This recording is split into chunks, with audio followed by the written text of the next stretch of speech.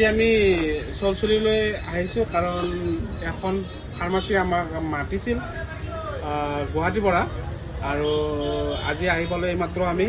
আৰু আমাৰ ফাৰ্মাচীৰ অনাৰ এখেতক আমি কিছুমান প্ৰশ্ন সুধিম আৰু লগতে কিছুমান অফাৰ দিবলৈ কৈছে ঔষধৰ অফাৰ দিবলৈ কৈছে অফাৰটো জানি লওক ৰাইজৰ উপকৃত হ'ব কেনেধৰণে কি অফাৰ দিছে গতিকে ছাৰ আপুনি কথাখিনি কওক আগতে আপুনি পৰিচয়টো দি যাওক এৰিয়াটো কওক মোৰ নাম আবুল হুছেইন সোণাইঘাট চলচলি এইখিনি জেগাত সোণাইঘাট চলচলি বুলি কয় য'ত বজাৰ এখন আছে ইয়াতে ধুনীয়া আৰু মানুহবিলাক ৰাতিপুৱাতকৈ সন্ধিয়া সময়তে বেছি ইয়াতে পোৱা যায় গতিকে ৰাইজৰ এই আশে পাশে চাৰাউণ্ডিং এৰিয়াত যিবিলাক মানুহ আছে মেক্সিমাম দুখীয়া মানুহ গতিকে আমি খুব কম মানে দামত মানে ঔষধখিনি মানুহক আমি যোগান ধৰোঁ আৰু এতিয়া ভাবিছোঁ ৰাইজৰ সুবিধাৰ্থে মই প্ৰত্যেকটো মালতে 10% ডিছকাউণ্ট সহ ৰাইজক আগবঢ়াই যাম মানে আপোনাৰ যদি 10% কিছুমানে যদি 10 টকাৰ মাল লয় তেতিয়াও 10% ৰেহাই 10 টকা হ'লেতো নহ'ব কাৰণে কাটাকুটি টেবলেটত তেনেকুৱা নহয় মিনিমাম 100 টকা হ'ব লাগিব তেতিয়াহে আমি 100 টকাৰ ঔষধ কিনিলে আপুনি 10% ৰেহাই দিলে 90 টকাত নিব পাৰিব 90 টকাত নিব পাৰিব আৰু কিবা আপোনালোকৰ ইয়াত মানে ডক্টৰ কেনেধৰণৰ ডক্টৰ আহে আপোনালোকে ভিজিট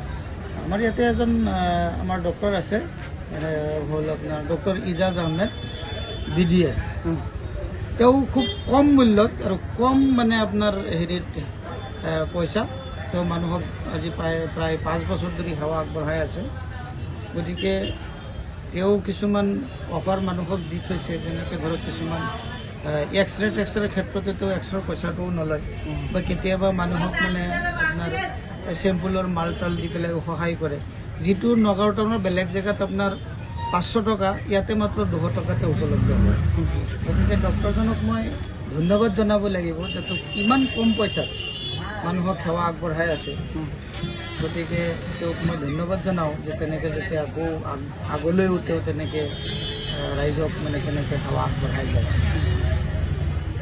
মানে আপোনাৰ যি চলচলিত এৰিয়াটো মানে কোন এৰিয়াটো টপাৰ এৰিয়াটো ক'লে দিলে ভাল হ'ব যে অমুক ৰাস্তাটোৰ পৰা আহে ইয়াত পালে বা এইটো মেইন ঢিং ৰোড বুলিয়ে ক'ব পাৰি আৰু ঢিং ৰোডৰ পৰা এটা দোকানৰ পিছত এইটো দোকান ঢিং ৰোড এৰিয়াতে পৰিছে এইটো জুৰিয়া আৰু ঢিং ৰোডৰ একেবাৰে কৰ্ণাৰত এইখন দোকান আছে জুৰিয়া ৰোড আৰু ঢিং ৰোডত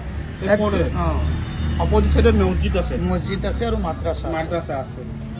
ৰাইজসকল মানে কি আপোনালোকে এই আপোনাৰ দোকানখন নাম কি আছে ৰয়েল মেডিকেলত ঔষধ পাতি ল'লে 10% ৰেহাই দিব 10% ৰেহাই দিয়াৰ লগে লগে 100 টকা হ'লে আপোনালোকে 90 টকা ল'ব লাগিব মাল আৰু বাকী 200 টকাত লয় তেতিয়াহ'লে আপোনালোকে 180 টকা দিব লাগিব গতিকে চলচলিত অৱস্থিত ৰয়েল মেডিকেলখনৰ পৰা আপোনালোকে ঔষধ লওক লগতে ডক্টৰ আছে দাঁতৰ ডক্টৰ আছে আৰু লগতে আগলৈ তেখেতে কিবা ভাবিছে ডক্টৰ ভিজিট কৰাৰ কাৰণে ভাবিছে যদি তেখেতৰ এৰিয়া ঠিক হয় পেচেণ্ট ঠিক হয় তেতিয়াহ'লে ডক্টৰ অনাৰ